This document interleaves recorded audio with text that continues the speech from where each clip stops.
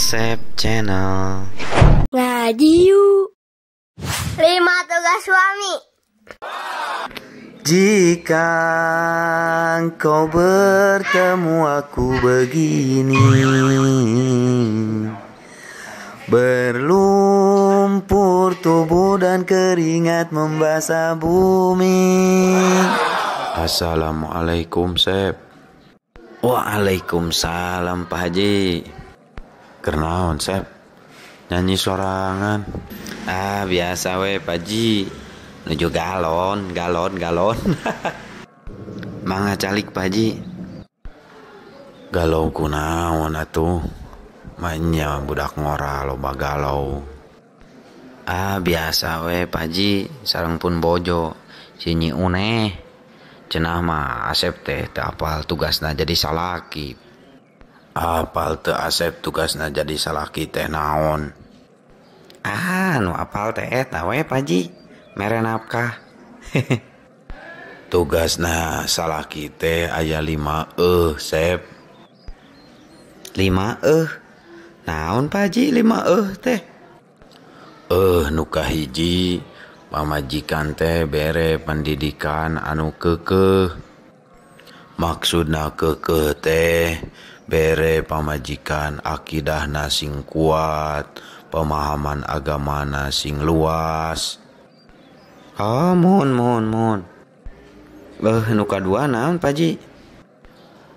Nu kadua, pamajikan maneh bere dahar sing seubeuh. Tah ieu nu disebut nafkah lahir. Urang dahar bere pamajikan teh sing seubeuh daharna.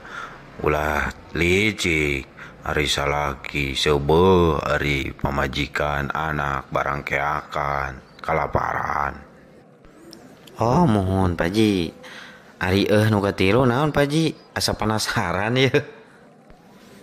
Tugas nu katilu jadi salaki nyaeta kudu mere pakaian anu weuteuh. Fungsina pakaian nyaeta keur nutupan orat. Kades ya, Sep. Maneh pamajikan oratna diubar aber ka mana-mana. Maneh salaki jadi milu dosa, Sep.